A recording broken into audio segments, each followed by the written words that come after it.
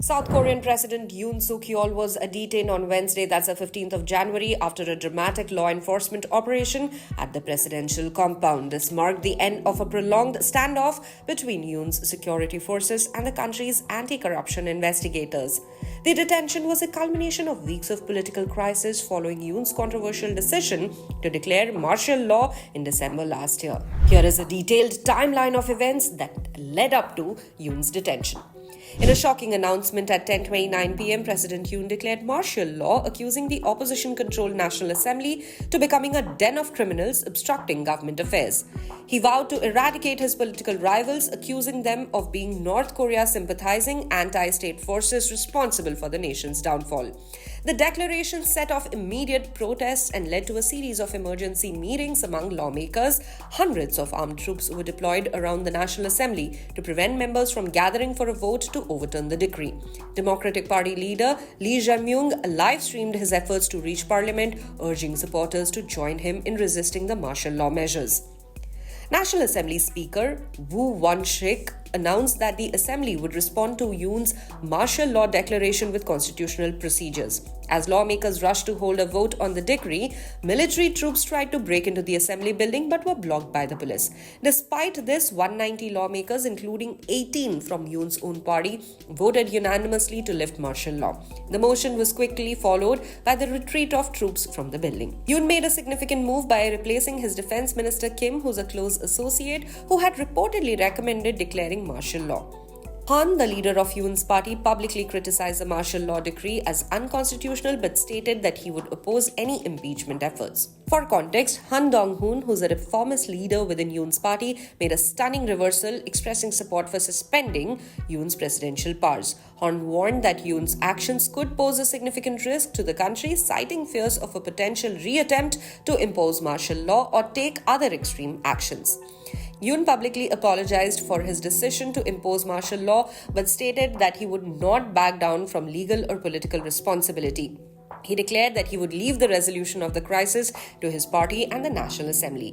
Yoon's public apology marked a critical moment in his leadership as he continued to face mounting pressure from political opponents. Prosecutors detained former Defense Minister Kim Yong-hyun, accusing him of playing a key role in planning and enforcing the martial law order. Kim's detention added to the growing number of officials implicated in the scandal, including those from Yoon's own administration. Meanwhile, the Justice Ministry issued an overseas travel ban on Yoon as multiple investigations into the martial law decree intensified. Police, prosecutors, and the South Korea Anti-Corruption Agency launched competing investigations into allegations of rebellion and other charges against Yoon related to the martial law declaration. In explosive testimony before lawmakers, Army Special Warfare Command Commander Kwok Jong-kyun revealed that he had received direct instructions from former Defense Minister Kim Yong-hyun to prevent National Assembly members from entering the chamber to vote on Yoon's martial law declaration. Kwok also revealed that Yoon had personally contacted him, ordering him to have military troops forcefully remove lawmakers.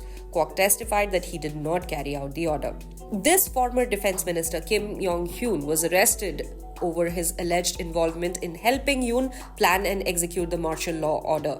Earlier, South Korean police attempted to search Yoon's office for evidence but were blocked by the president's security personnel. In addition, the national police chief and the head of Seoul's police were detained for their involvement in enforcing Yoon's martial law decree. Yoon defended his martial law decree in a public speech, describing it as a necessary step to govern the country. He denied allegations of rebellion or insurrection, vowing to fight to end against those seeking to impeach him. The National Assembly also moved in to impeach two senior officials, National Police Chief Cho Ji-ho and Justice Minister Park Sung-hye, over their alleged roles in facilitating the martial law enforcement. The National Assembly passed a motion to impeach President Yoon by a vote of 204 to 85, citing his martial law declaration as a primary reason for his removal. As a result, Yoon's presidential powers were suspended and Prime Minister Han took over presidential duties. This marked a critical moment in the political standoff, with Yoon's future in balance. In another dramatic development, the National Assembly impeached acting President Han Duck-soo. Han faced accusations of dereliction of duty for his failure to fill vacancies on the Constitutional Court. This impeachment vote further deepened the political crisis, destabilizing the government and adding to the sense of political turmoil in the country. The Seoul Western District Court meanwhile issued a detention warrant for Yoon, ordering him to undergo questioning regarding his martial law declaration. The court's decision to issue the warrant marked a significant step in the investigation into Yoon's controversial actions, indicating that authorities were moving forward with legal proceedings. Tensions escalated when anti-corruption investigators attempted to enter Yoon's compound to search for evidence related to his martial law decree.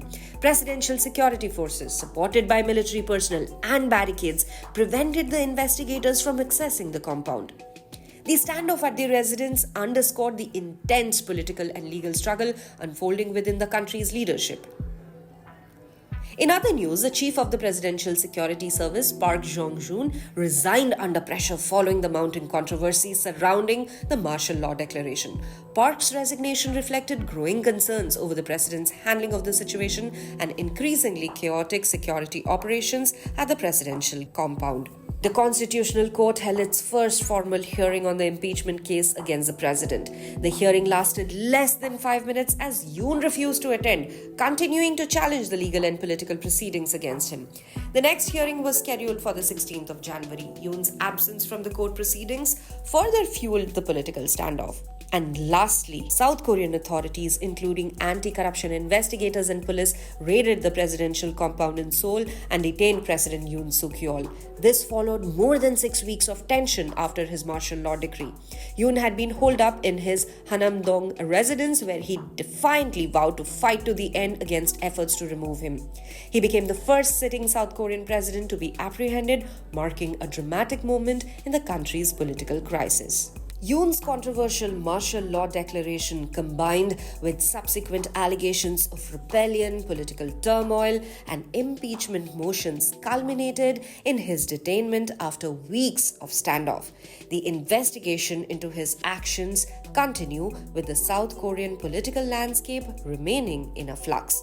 Stay tuned to the official YouTube channel of the Indian Express for more updates on the fate of South Korea and President Yoon Suk Yeol.